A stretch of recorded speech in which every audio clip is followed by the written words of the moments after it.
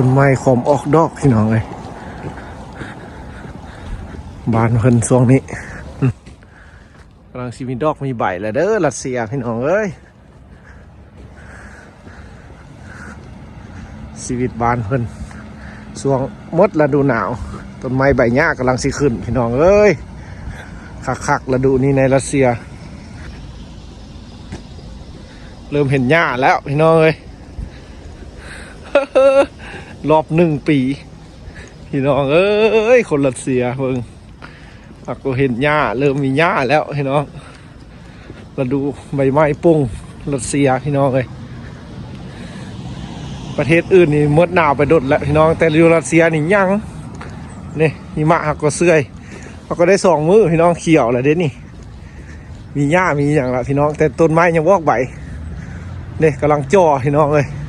มึงไหมบ้านเพิ่นเดือน4พี่น้องเลยที่บ้านเขาลิ้นปีใหม่จนเหือฮ้อนนี่บ้านเพิ่นต้นไม้หักก็ปุ่งกำลังจ่อสดๆกลิ่นหอมขนาดได้พี่น้องเลยในฤดูนี้นะนี่ต้นไม้ใบหญ้าพี่น้องเลยเดือน4เด้อพี่น้องเลยรัสเซียพาย่างลิ้นพี่น้องเลยบ้านเพิ่นช่วงมื้อฤดูหนาวสภาพอากาศก็สิสดชื่นเลยพี่น้องเลย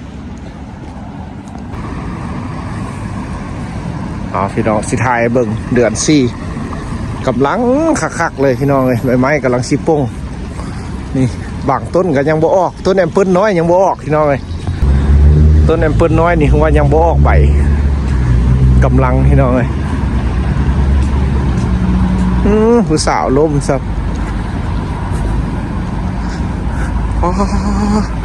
รถอันนั้นผู้ตัวขนาดพี่น้องรถหรูได้นะฟอร์รารี่ได้นะพี่น้อง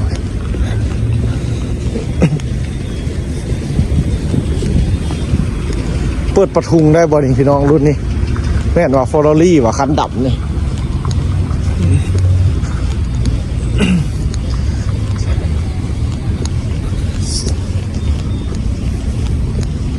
คักบอกพี่น้องแล้วดูนี่ใส่แจ้งปิ้งเลยได้พี่น้องแล้วดูอากาศช่วงนี้นะนี่หญ้ากำลังเขียวพี่น้องเลยมันจะอนามัยแล้วบ้านนี้นะเก็บใบไม้ใบตอกพี่น้องเลย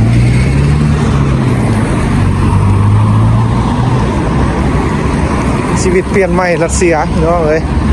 ว่าเห็นละหิมะสีขาวๆ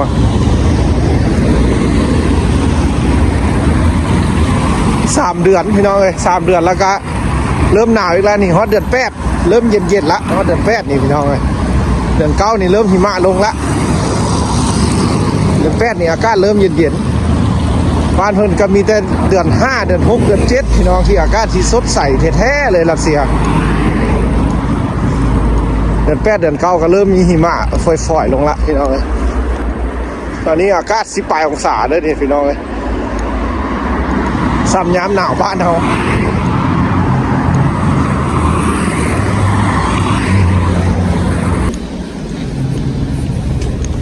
ท้องฟ้าอากาศสดใส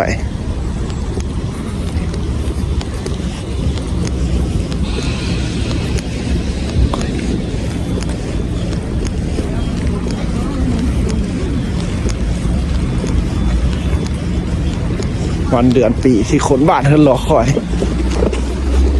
โอ้ไฟแดงเราว่าไวแท้สิทายเมืองพี่น้องต้นไม้ใบหญ้ากำลังออกเด้ออยู่รัสเซียแล้วดูนี่พี่น้องเลย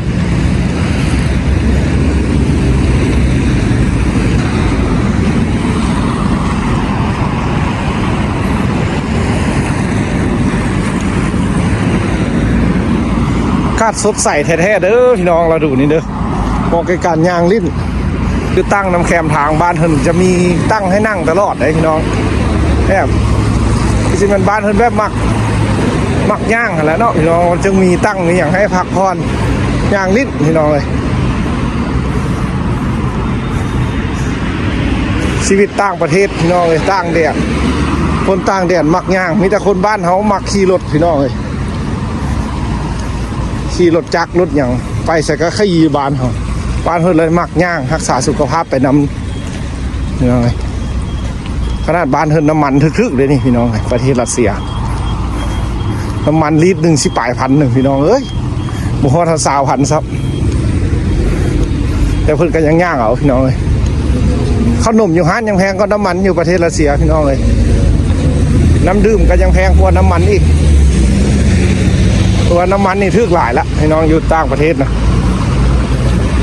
หมู่บ้านเขาบุหัวาเท่าไหร่เดี๋ยวนี้นะสดใสพี่น้องเลยเขาออกมาย่างถ่ายให้เบิ่งพี่น้องเลยในช่วงนี้อยู่รัสเซียพี่น้องเลยผู้ที่ติดตามเขาก็สิได้เห็นพี่น้องเลยว่าชีวิตอยู่รัสเซียกับช่วงนี้ก็กำลังสิมีชีวิตใหม่พี่น้องเลยคนบ้านเพิ่นกำลังจะเบิกบานพี่น้องเลยแม่นอีหลีแต่พี่น้องคนเบิกบานให้ได้ในฤดูร้อนนี่นะพี่น้องเขาเจ้ามากแห้งให้ได้สิมักก็ฤดูหนาวนะฤดูหนาวเขาเจ้านี่ว่าบ้านเพิ่นกับบ่มักคือกันพี่น้องถึงว่าเพิ่นสิเกิดมาแล้วเห็นความหนาวเลยเพิ่นก็บ่มักคือกันในฤดูนี้พี่น้องเอ้ยเส้นทางอันนี้มันรถทีบอันนี้แหละมันสำหรับคนย่างตรงนั้นแหละมันคนกับรถเมล์แล่นรถจักรพี่น้องเอ้ยโอ้ยมื้อนี้คือบ่เห็นรถจักรเนาะปกติยามแรงสิมีรถจักรแล่นแล้วได้นี่พี่น้องสิย่างถ่ายเบิ่งพี่น้องช่วงนี้อากาศสดใสสิได้จังสิแหละพี่น้องบรรยากาศมีแต่ต้นอันนี้พี่น้องเลยทนแดดทนหนาว ทนแดดทนฝนบ่ตายทนไม่น้อยก็บ่ตายกูคิดสมาร์ทบ้านเพิ่นนี่สมว่าเขาเจ้าเอาเป็นต้นเอกลักษณ์ของบ้านเมืองขนาดพี่น้องมันทนหนาวได้พี่น้องเลยกูคิดสมาร์ทบ้านเฮาก็สิเอิ้นกูแปลกแล้วเนี่ยนี่เอาสำหรับมื้อนี้เฮาก็สิย่างถ่ายให้เบิ่งพี่น้องเพราะว่าเป็นยามแรงนี่เนี่ยบ้านเพิ่นพี่น้อยรัสเซียในช่วงนี้หญ้ากำลังปลูกอ่อนๆนี่ถ้ามันอยู่ในป่านี่กำลังสัตว์นี่กำลังดีใจขนาดเลยพี่น้องเลยอยู่ในป่าในดงนี่สัตว์ป่าดีใจขนาดหลายช่วงนี้มันจะได้กินหญ้ากินอย่างไรพี่น้องเลยโมโหยามแรงฮะจักไปกินอย่างยามหนาวฮะสัตว์ป่าบ้านเพิ่นลายได้พี่น้องสัตว์ป่านะสัตว์ป่าเขาเข้าไปในป่านี่เห็นเราได้พี่น้องเลยสลายนะช่วงนี้ก็อยู่ในป่าในดงนี่โอ้นกหนูนี่อ่อนซ้อนละเบิ่งถ้าเบิ่งมื้ออื่นพี่น้องสิย่างไปป่าเบิ่งเด้อสิไปถ่ายเบิ่งกระหอกกระแตะให้เบิ่งช่วงมันอากาศดีๆแบบนี้เพื่อเฮามีเวลาโอกาส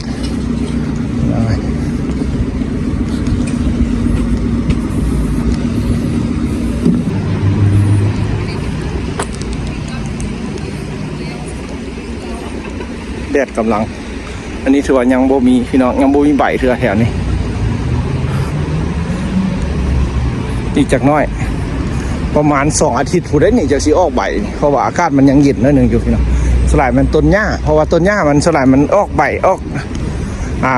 ง่าแตกแง่งใบหันย้อนไปว่าทางพื้นมันมีท่อความร้อนพี่น้องเลยมันก็เกิดเป็นบางบ่อนหญ้านะบางบ่อนก็ยังได้ที่บางบ่อนมันมีท่อความร้อนมันก็จะออกใบพี่น้องเพราะว่าอุณหภูมิมันได้พี่น้องคือบางบ่อนมันก็ยังพี่น้องเลยนี่แหละบ้านเธอพี่น้องเลย6-7 เดือนนี่บ่เห็นพี่น้องเลยต้นไม้ใบหญ้านะเพิ่นก็อยู่แต่แบบฤดู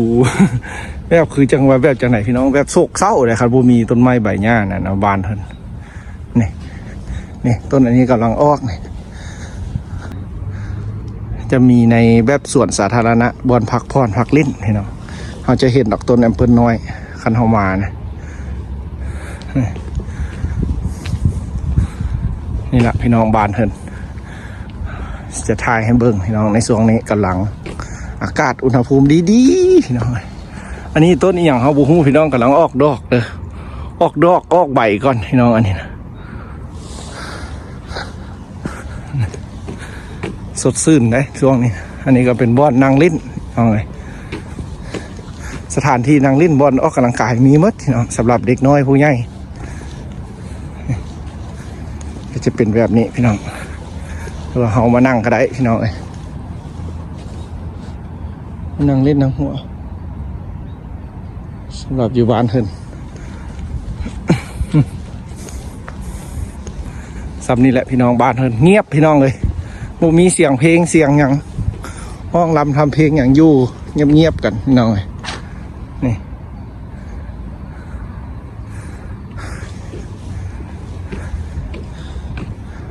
คักพี่น้องเราดูนี่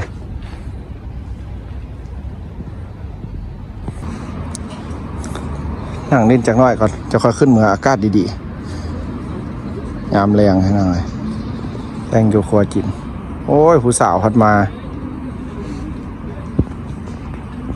สาวน้อย